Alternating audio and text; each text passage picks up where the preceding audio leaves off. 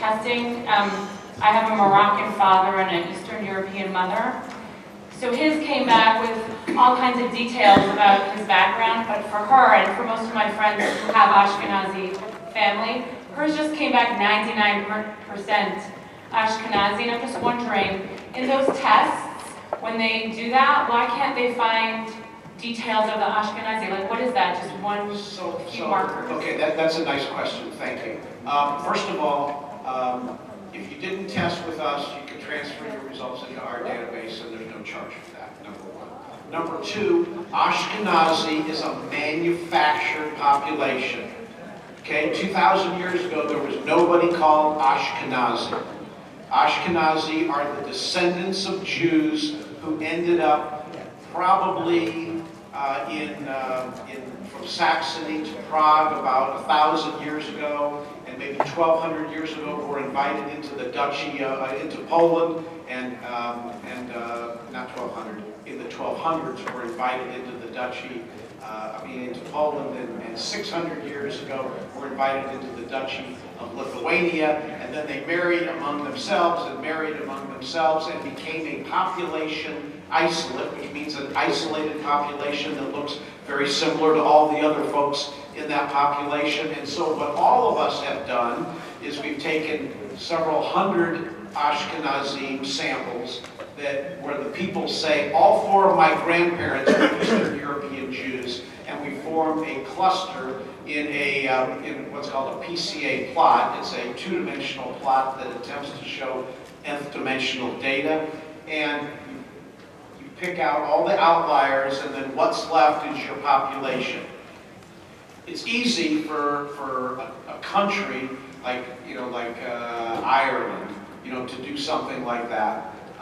But it's a little bit harder when you're just dealing with this so-called manufactured population that wasn't such a population 1,000 years ago. Because 1,000 years ago there was no Ashkenazi, and so it's really as good as population genetics can do. Like for example, I think I came out like 94% Ashkenazi, and I've got some trace populations that unfortunately may harken back to when the Chelniki massacres took place in the southeastern Europe, where Jewish women were raped, but the children were brought up as Jews. And so a lot of us have fragments of those population events. And so you're not going to get any more than that at this time. That's just about all that can be done. Thank you. Okay. I'll take the question from the gentleman in the back, and we'll try to go back and forth real quick. I had my DNA checked last year, and I found out I was 96% European Jewish. Somebody else who also was completely European Jewish, his DNA came back as Middle Eastern Jewish. So he said, I'm more authentically Jewish than you are. I said, I gotta look into this. And now I'm here. Right, so we're playing that game.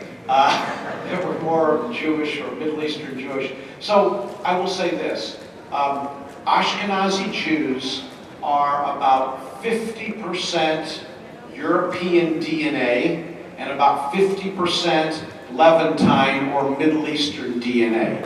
Sephardic Jews are about 75% Middle Eastern DNA and about 25% European DNA. And then Mizrahim, even if they married out, they still married people of our, of Levantine ancestry, and so, those guys on those tests would be considered 100.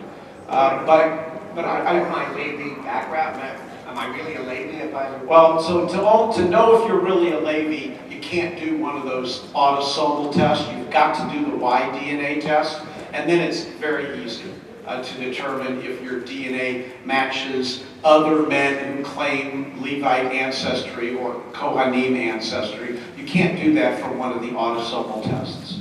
You have to use that Y chromosome test that I talked about earlier. Yes, sir. I read that in the worst case scenario, every human being on Earth is related to the next human being as, at the very worst, 70th cousins. 70th? 70. Is that sound correct? I don't know. I do know that all populations are somewhat inbred, and that if you go back not many generations, we end up having more ancestors than there were people on the planet. And what that means is that likely none of us had 64 great-great-great-great-grandparents. We might have had 63, we might have had 62. You know, a brother may have died, the other brother married the deceased brother's wife. These things tend to make for weird family trees.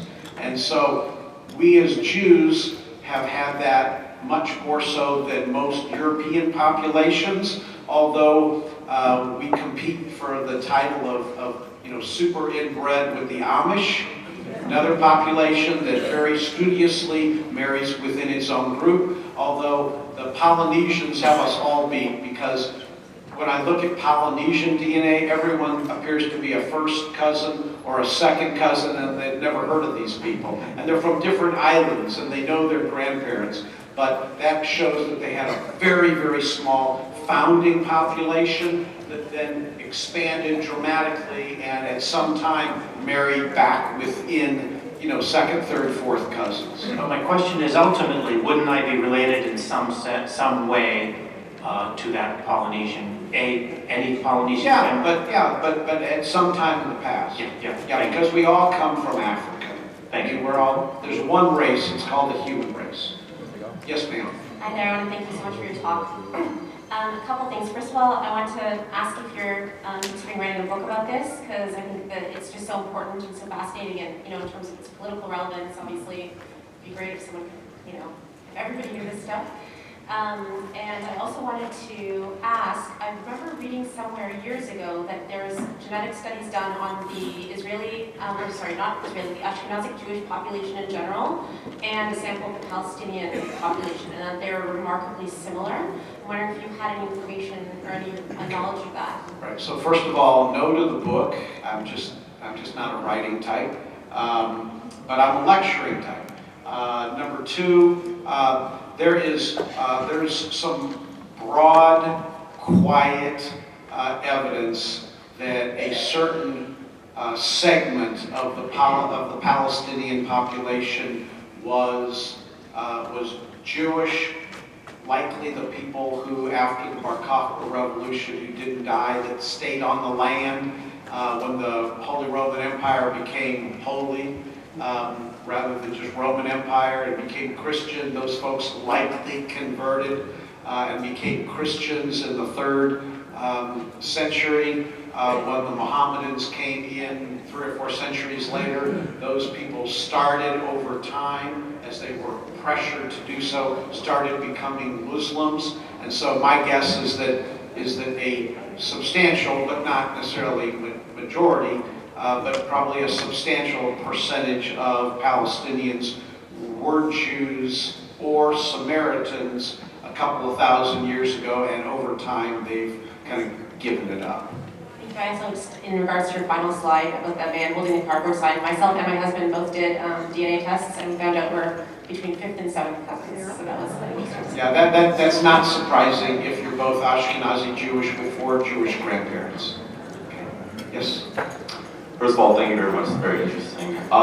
So I understand that a lot of the commercial, or the major commercial DNA testing companies kind of store your data in perpetuity, and then in the future may start selling it and using it for other things. I think that's kind of frightening. What's your opinion on that? So we all store data because, generally, you don't create data to throw it away. I mean, we all store your DNA as well so that we can use it later if you want to buy something else. So the kind of DNA testing we do is generally not medical, and because of that, I don't think there's any major problems with it. I don't necessarily like the idea of a company selling my DNA to a pharma company, but I can live with that a lot better than I can live with anyone selling it to an insurance company, because insurance companies are simply pools of risk, and when someone knows something and they're able to alter the pool of risk, then generally it would be to the disadvantage of the general public. So I'll say this, if you don't want to know, don't ask the question.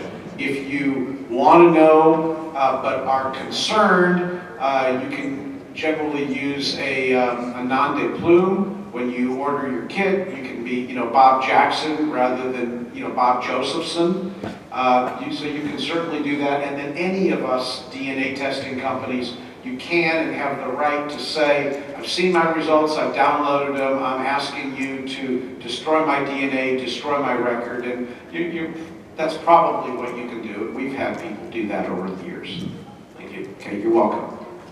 Yeah, you may have, by the way, thank you, excellent presentation.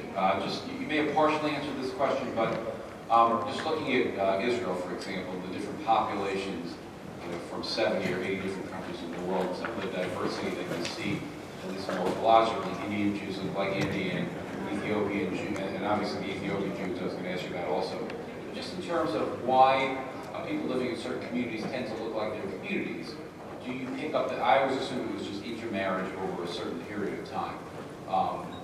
And just thoughts on that. I think you're absolutely right. I think it is generally, generally it is intermarriage with the local population. The best example of that is my partner's study, Dr. Doron Bahar's study in 2005, which showed that 4 Ashkenazi women were the mothers of 40% of all Ashkenazi Jews, and then there were another 200 lineages of women who were the mothers of the other 60% of us Ashkenazi Jews. He replicated that study in North African Jewish populations, and found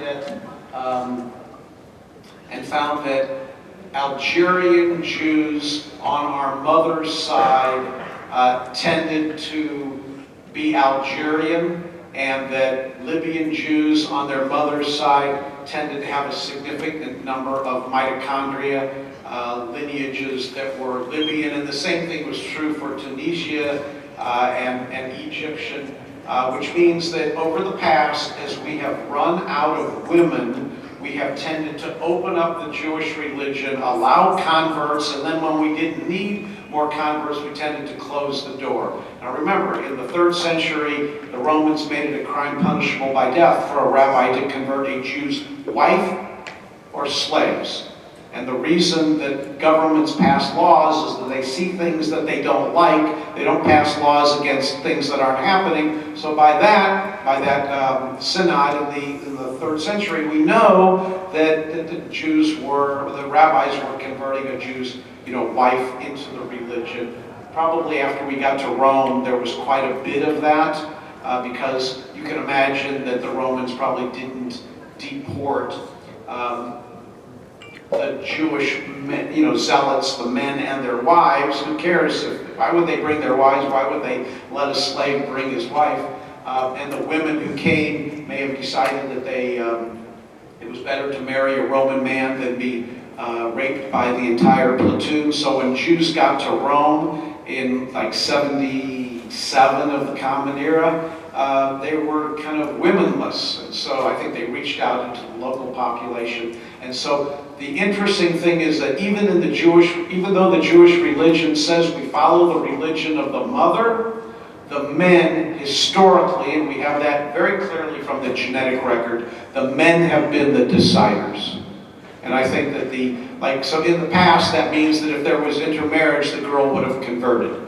We just don't happen to have that today in America, as we know. And the Ethiopian population, is that also?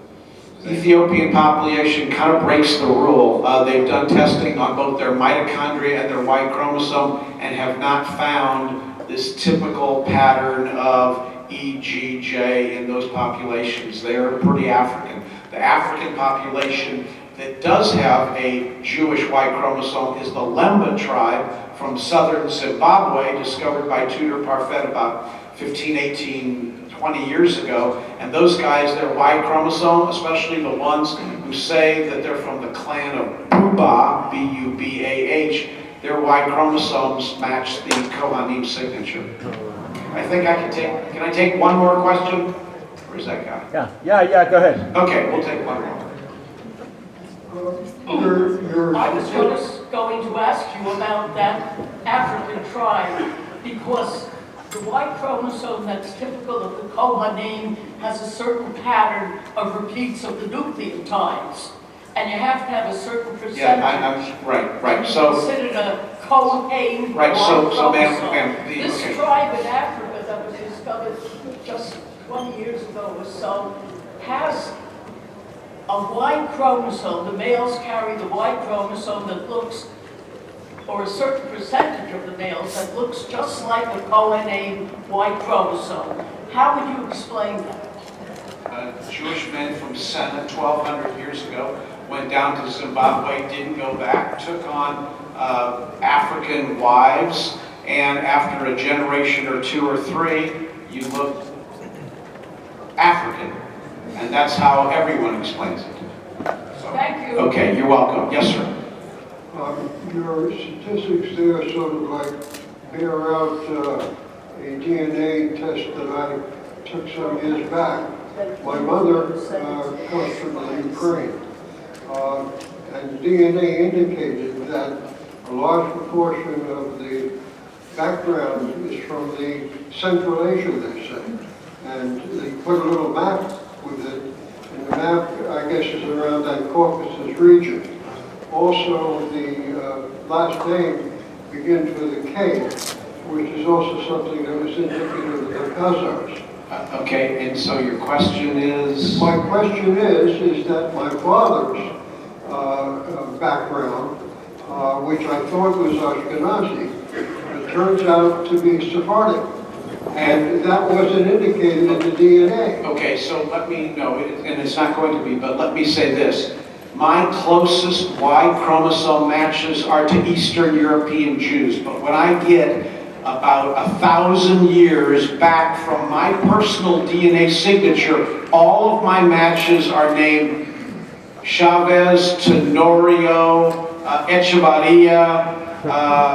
They're all Spanish. And what that tells me is that even though I grew up believing I was an Ashkenazi Jew, my ancestors went through Spain, and some stayed in Spain, like the Echevarrias, and some came out, and those guys remained Jewish. And so we actually have a project at Family Tree DNA that is for Ashkenazi Jews who are formerly from Iberia, and the only way you can figure that out is by doing a Y-DNA test and comparing it to our worldwide data set to see if you also match not only Ashkenazi Jews, but also Hispanics. And let me just end, because it's way past our time, let me just end by saying that ever since I found this out 3 years ago, I've insisted on being able to eat rice during Pesach.